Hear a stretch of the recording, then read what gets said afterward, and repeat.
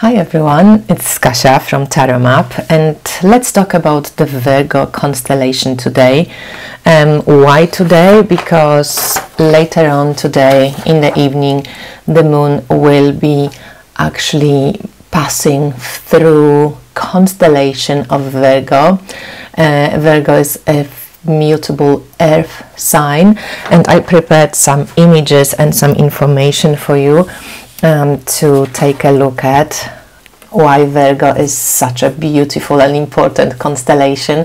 So when we look at Virgo from the perspective of Earth, she's kind of like on her side, and there is constellation of Leo that the moon is moving out right now. Moon might be still a little bit in the stars of the constellation of Leo, and later on during the day, and today is 28th of May, it will be moving into the constellation of Virgo. That's how we would see it with our naked eyes from the perspective of Earth. And as you can see, one of the most important stars in Virgo constellation is the star Spica.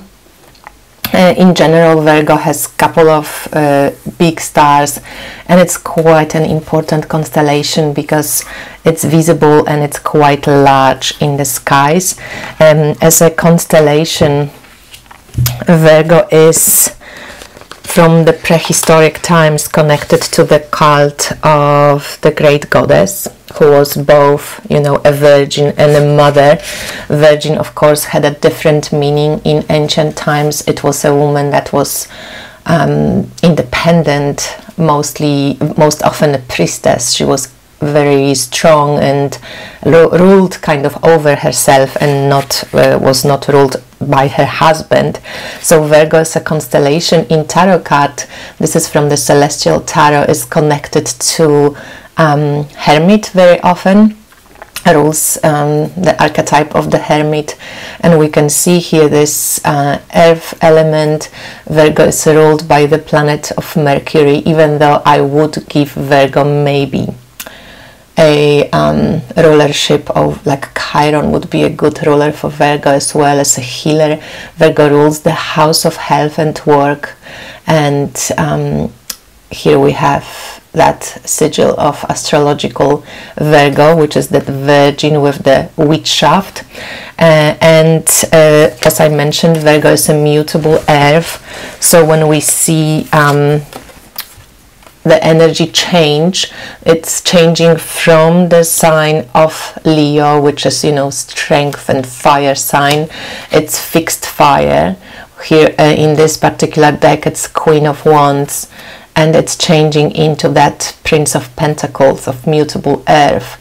And we can see how this one has so much more of, you know, inner rulership and inner strength and all the kind of activated energy going out, whereas the mutable earth with Virgo, it's connecting to the greater outside of you as well, and offering a ritual, and in some way balancing, I feel like, you know, masculine and feminine as well.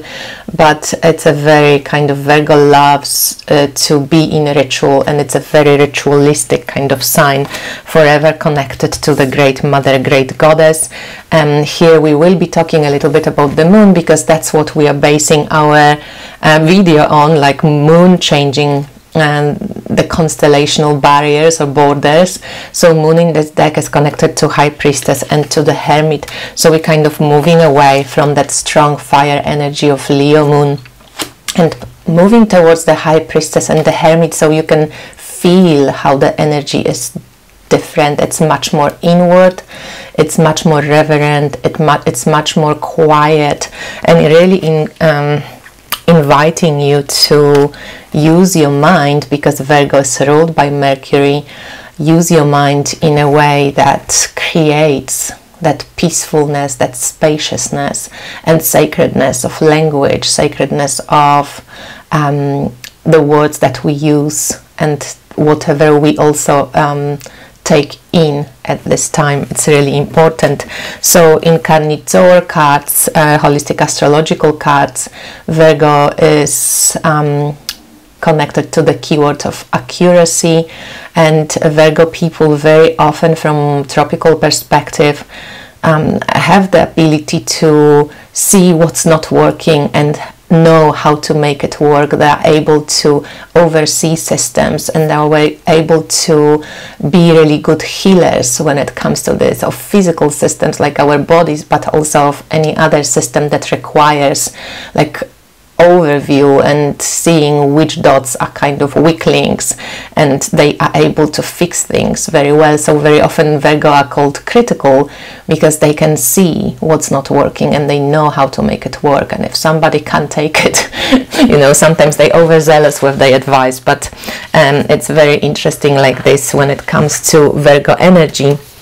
And if we speak a little bit more about Virgo constellation, you know, she from the prehistoric, very old, ancient times, she was connected, as I mentioned, to the great goddess. She depicts Ishtar from, you know, ancient Iraq.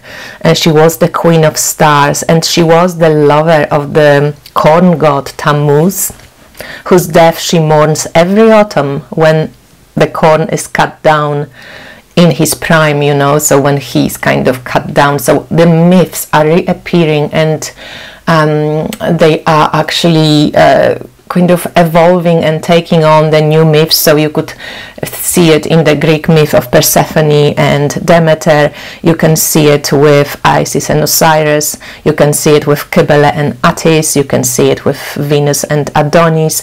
There's always the sacrificial god, and we could see it with Virgin Mary and with Christ. It keeps resurfacing this old myth, retold in many different angles. The great temple of Diana of Ephesus, many-breasted Diana of Ephesus, and this temple of Diana of Ephesus, which is connected to Cybele and all this ancient tradition of the goddess, she is actually this temple built in alignment with the star Spica, which is in the wheat shaft of the constellation which the Virgo holds. Of course, Demeter, Mary, and all the other myths of the goddess are very strongly connected to the wheat shaft as well, Persephone and Demeter. So the promise here, I also read somewhere that to the Romans, Virgo was Astrea, or Astrae, the goddess of justice and the laws of nature, and who was the last of the immortals to leave the blood-soaked earth after the gold, silver and bronze ages gave way to the wickedness of modern times and the age of iron. And her return was promised, and the imminent birth of a child who would restore the golden age. Was very easy for the Christians to see Virgo as the Virgin Mary. So in astrology, as I mentioned, Virgo is a mutable earth element, so it's a changeable earth, it's adjustable earth, ruled by Mercury, by planet of communication, planet of assimilation, information, intellectual planet, rules both Virgo and Gemini. In Virgo, it rules over systems, and it rules over figuring things out like a magician would do, very alchemical.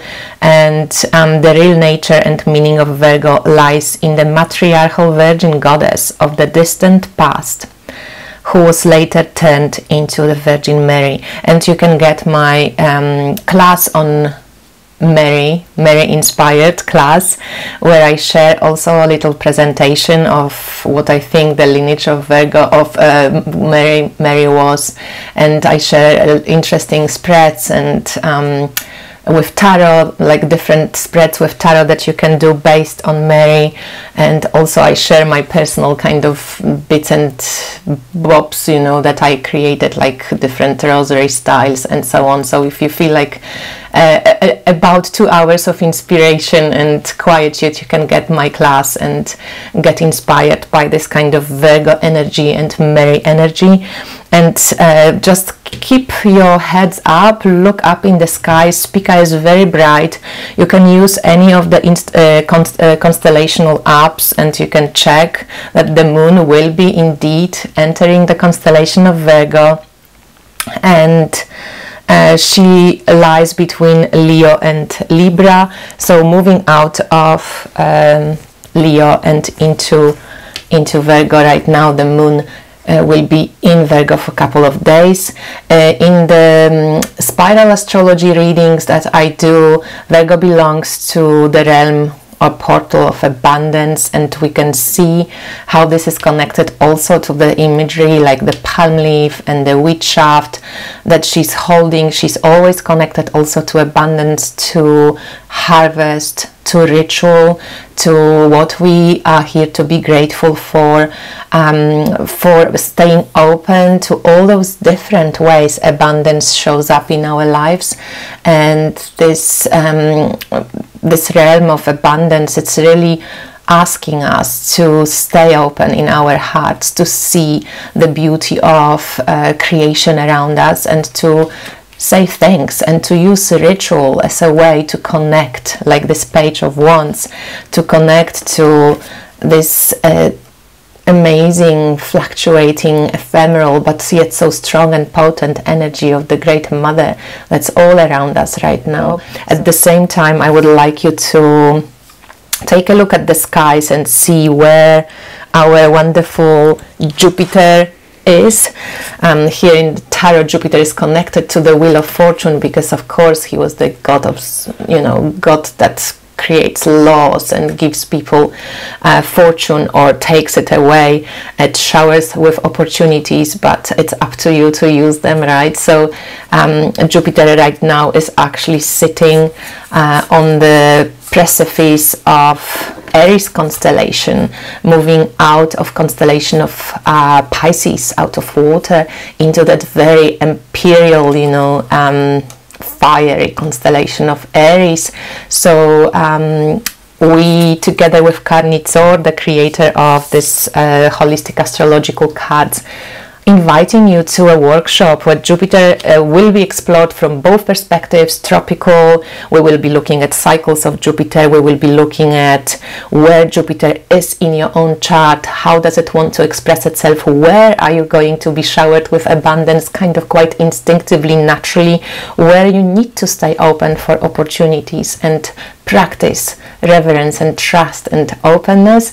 Karni will take us on many different exercises regarding our own abundance, limitations or openness towards abundance. We'll be talking about abundance, we'll be talking about Jupiter return cycles, where are you in Jupiter cycle, growth cycle right now in your own life. We will be looking at your personal charts. The workshop is open to 12 people.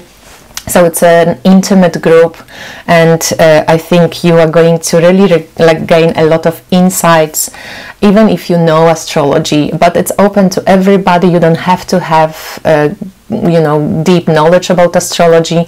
We will be showing and talking about Jupiter. I'll be talking about certain flower essences as well that you can take during Jupiter cycle. So it will be quite an interesting array of subject that we will be moving through, and mostly also you will have a chance to connect to a community that you will be creating really together with us.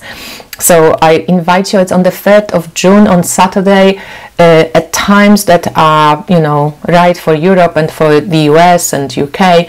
I'm not sure about my dear friends in Australia because it's really hard to navigate these ones together, but please take a look. It will be recorded also, so if you can't participate, you can always watch a recording, and I can always write something about your personal Jupiter cycle in the email for you, so if you don't feel like you missed out on your chart.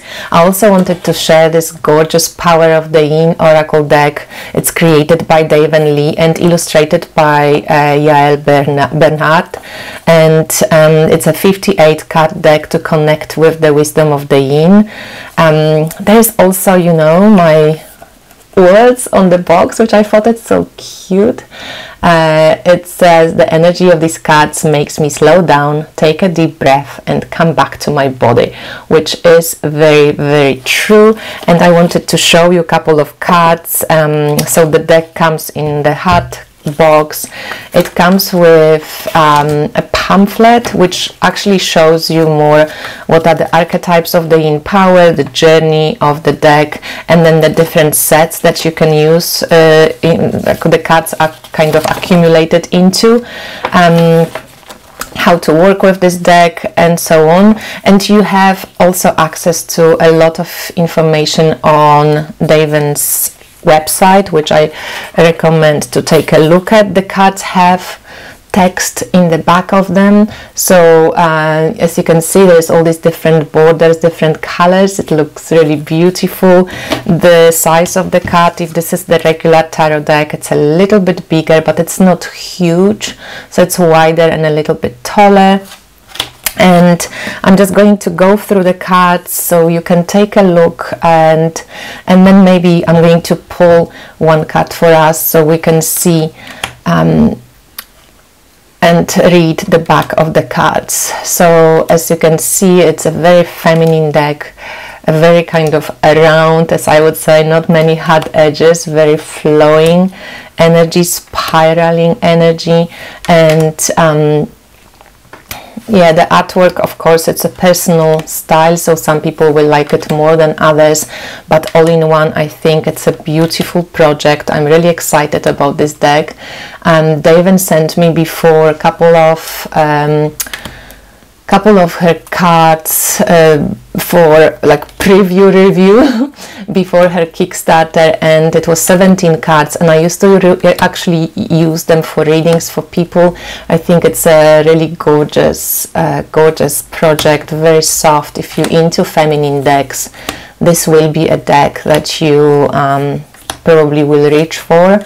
Also, it has gorgeous text on the back, and I'm going to show it to you very soon. We pick one card, and they like kind of poems, little kind of soulful advice, very encompassing, embracing, accepting, allowing you to, you know, just feel things.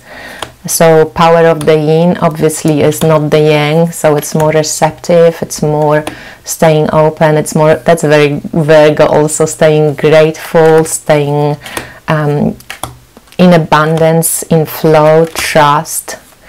And 58 cards, it's a great, you know, size of cards. So let's just pick a card, and we are going to read what's in the back of it. So that's very kind of longing. Okay, so this is our image. Just take a look, take a deep breath. It's beautiful coloring. And longing. There's something you remember. It doesn't have words. Vague and shimmering, you can sense it with senses that don't have a name. But you feel it in your belly, in your heart, deep inside your sex. An emptiness, a hunger, a missing piece. You yearn for it, even as you may fear it. Your longing. This is the portal to your power. So it encourages us to feel into that longing, to feel into this something is missing, to feel into this wordless, nameless feeling that very often, you know, creates in us like this sense of I'm not good enough, or yeah, I'm missing something in my life. Like, feel into it. Let it give you a voice or a sense or a you know, experience of itself. And I love this kind of reverence of the images and the reverence of the text. It's not that kind of feel-good type of oracle. It really is quite deep, and if you take your time to work with these cards, it's really beautiful. So Thank you for watching, and yeah, I hope you enjoyed it. Let me know if you like the oracle. How do you feel about the Virgo? I speak to you soon, and see you soon. Bye.